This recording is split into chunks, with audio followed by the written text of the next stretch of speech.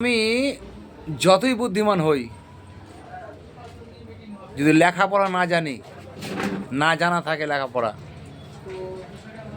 কোনো দাম নাই, কিছু দাম নাই। আমি যতই সুন্দর হই, যতই বুদ্ধিমান হই, মেন হচ্ছে লেখাপড়া অবশ্যই সবারই করা দরকার। আজকে আমি ফেসবুকে দেখছি, পেজে কিংবা ফেসবুকে বেশিরভাগই কপিরাইট পড়েছে, বেশিরভাগই কপিরাইট। আমি জানতে পারতাম না। একটা ছেলে আমার টোটোতে চাপলো, কোথায় কোথায় বেরোলো, দিয়ে আমাকে দেখি আপনার ফেসবুকটা দেখছি কীর্তি। আমি বলছি এখনকার মা বাবাকে, কিংবা এখনকারই মা বাবাকে বলা যায়, সবাই যেন ছেলেমেয়েকে লেখাপড়া শেখায়। লেখাপড়া না জানলে না শিখালে বহুত পস্তাতে হয়।